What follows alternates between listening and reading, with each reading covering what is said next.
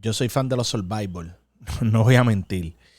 Y si algo me da mucha tristeza es que yo no tuve la oportunidad de... vamos a poner esto default view. Yo no tuve la oportunidad de jugar Grounded 1 para que el tiempo estaba bien metido en el Play. Había abandonado la PC siguiendo unos par de amigos para jugar online.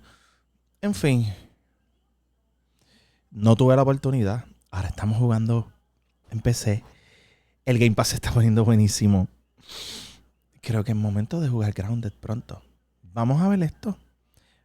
Un survival. Crafting. Vamos a ver esto.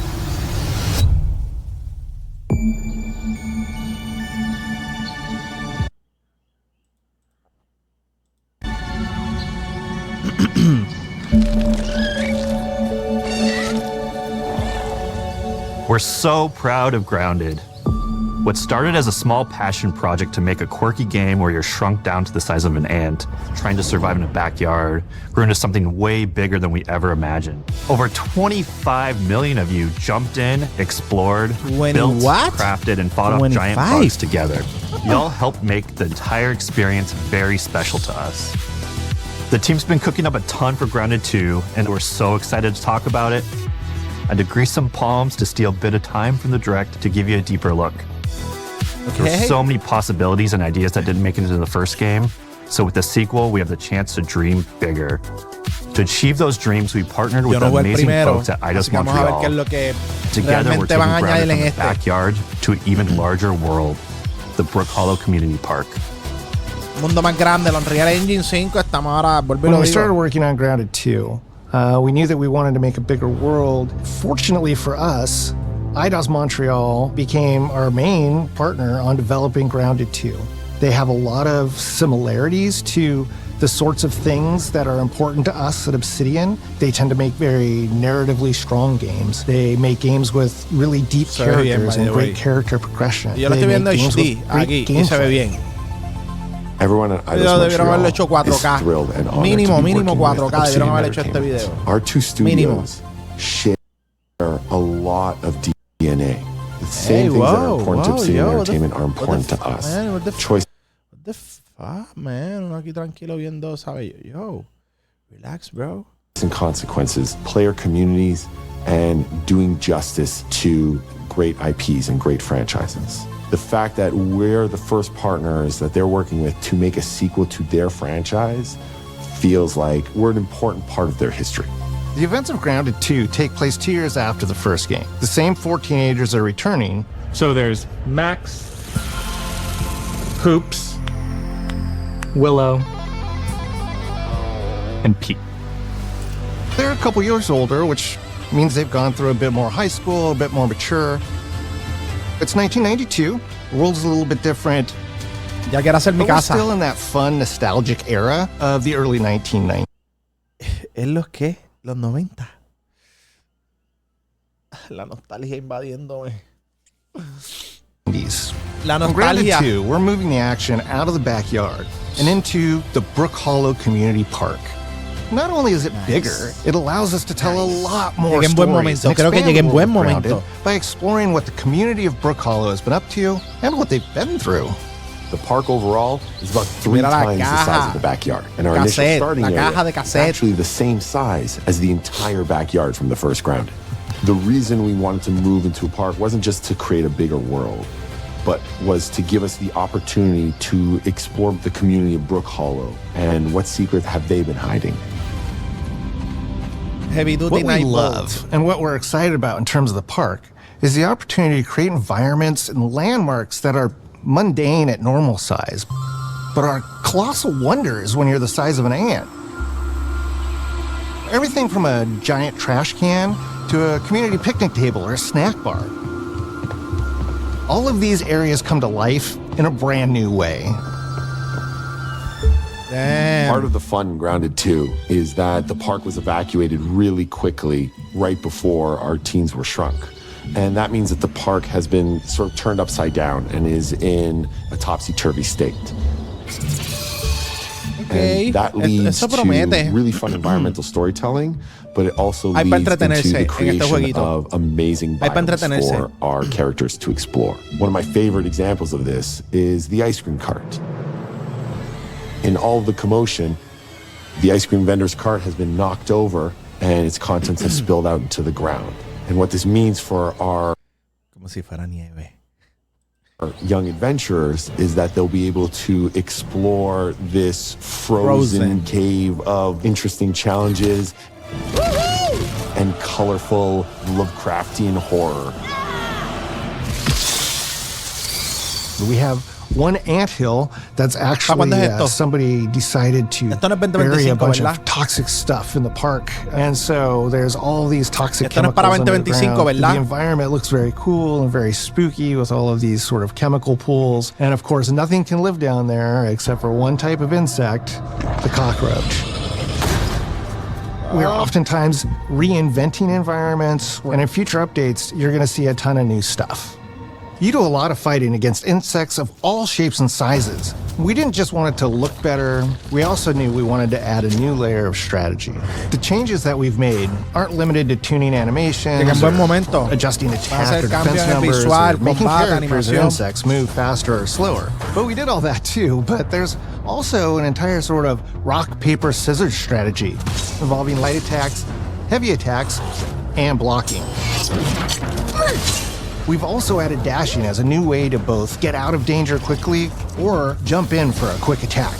Los survival, no voy a mentir, se han vuelto survival Souls games. Insects in the game will have these abilities now too. Dodge, sort of like a chess match, but one that's super frenetic, looks super cool, and is ultimately just a ton of fun. Nice. Me atrevo. We're leaning into clear play styles for tanky warriors. No es que no haya jugado algo parecido.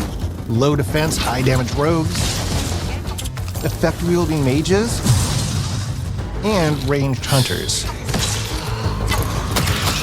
In the first Grounded, we have mutations, weapons, and armors that favor different playstyles. In Grounded 2, not only will there be passive mutations, but there will also be active mutations. Nice. Wizard. And a lot of those mutations support these archetypes. My favorite way to play pretty much any game is chasing after those game-breaking builds. And that's why I'm so excited for what we're doing with our... Esta gente se van a tirar vamos a hacer builds. Let's go make builds. Insane, bro. Archetypes in Grounded 2. Yo nunca he hecho un build. I'm all in on the rogue. Now, you can even dual wield daggers. I've been dialing in this glass cannon build that stacks ambush, assassin, and cardiofan mutations with the wolfbane daggers and the wolf spider armor. It lets me open up combat with massive backstab damage that also inflicts venom. Then, I can use the extra stamina to reposition and try to dodge, rinse, and repeat. It's high risk, high reward, and absolute chaos in all the best way. I'm looking forward to seeing what wild combos the community comes up with and what they inevitably break once they get their hands on the archetype system. It's going to be awesome watching it evolve with player feedback and watching us try to keep up with all of your game-breaking builds. One of the great things about Grounded is the variety of players it attracts, from builders to crafters and everything in between. If you've ever watched me on Casually Grounded livestream, you'd know that I'm neither. I am a murderer of insects. Personally, I prefer the term harvester. I love going out, hitting things, and bringing the materials like insect body parts back to my friends to use. This way, we keep progressing and playing together. We're also trying to make sure that armor and equipment are easily understood by the player, especially when they're playing co-op with their friends. It was really, really important for us to deliver on all of that for the bigger space and experience, because that was the only way we could truly support the feature the community has been asking for since the very first Grounded release. Okay, dungeons. Mounts. Our mounts, we call them buggies, have an entire suite of moves and have their own special abilities and attacks. We really wanted the buggies to be an extension of the player in every way possible. And that meant making sure that buggies had unique and valuable abilities across all the core pillars of Grounded. So that doesn't just mean exploration and travel. That has gameplay implications for combat, crafting and building as well. Just like how we wanted to expand on player playstyles throughout the game, we're going to make sure that every buggy that we add has its own personality.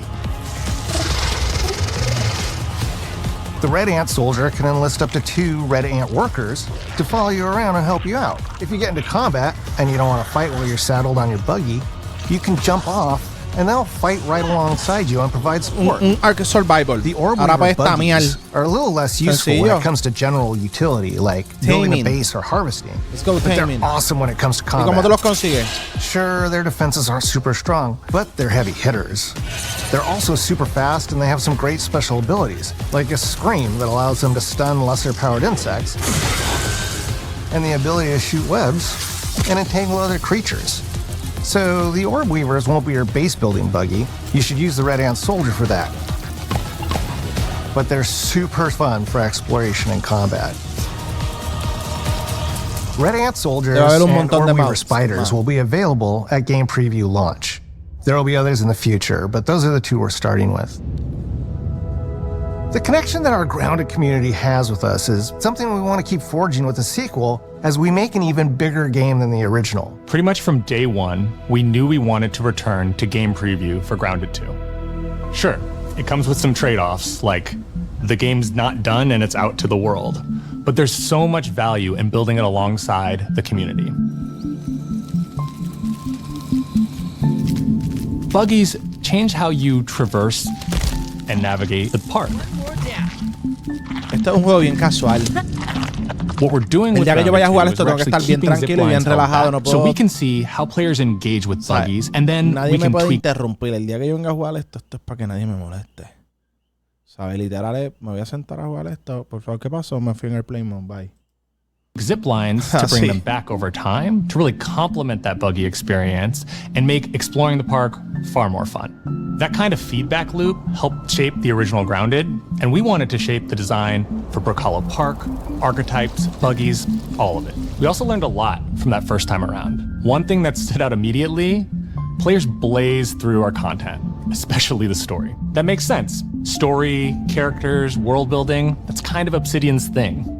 It's the flavor we bring to the survival genre. So this time, we're starting with a much bigger baseline. Yo no voy a mentir. There's El been concept an art está exagerado. explosion at Brook Hollow Park. Chaos descended on a ceremony commemorating the 2-year anniversary of when 4 teenagers were miniaturized against their will. One of our favorite parts of the first game was watching the community uncover clues and spin up theories. This time around, we're leaning even more into that, and we'll be keeping a close eye on what our players discover and how they interpret it. Because you never know what might inspire us as development moves forward. We really started to hit our groove at the end of Grounded 1. We found that being open about what we were planning and then following through was key to building trust with the community. As a small team, we had to experiment with update pacing and scope, and what we found resonated the most with all of you were bigger, beefier updates, even if it took us a little longer to land. So that's the plan. Larger, more complete updates spaced out just enough so we can take your feedback seriously and make every drop count. You can Sencillo, si tú quieres tener un buen juego, sabes que literalmente online, que vas a estar haciendo diferente contenido, tienes que tener buen feedback de tu comunidad, tienes que estar pendiente de lo que están escribiendo, qué están diciendo, qué les gusta, qué no les gusta. Eso es importante. Expect in our big updates, new buggies, new biomes, new building pieces, all the good stuff. And we're launching with a public roadmap so everyone knows what to be excited about in the future. Vamos a ver el All roadmap. of us at Obsidian Entertainment and Vamos a buscar el IDOS roadmap. Montreal Vamos a are verlo. super excited about Vamos a how buscar close eso. we are to letting all of you players get shrunk a second time and explore the all-new park on buggies in Grounded 2. If you're a returning Grounded player, we're really looking forward to you experiencing all the improvements. If this is your first time getting Tiny, Primera vez. then all I can tell you is that a world with an entirely Primera new vez. perspective and an entirely new feel awaits you in Brook Hollow Park. It's time to ride together and survive together.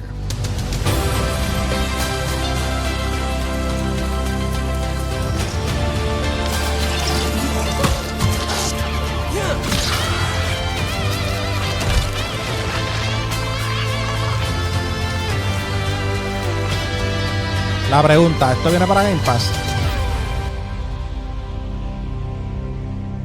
Diablo, esto está bien duro.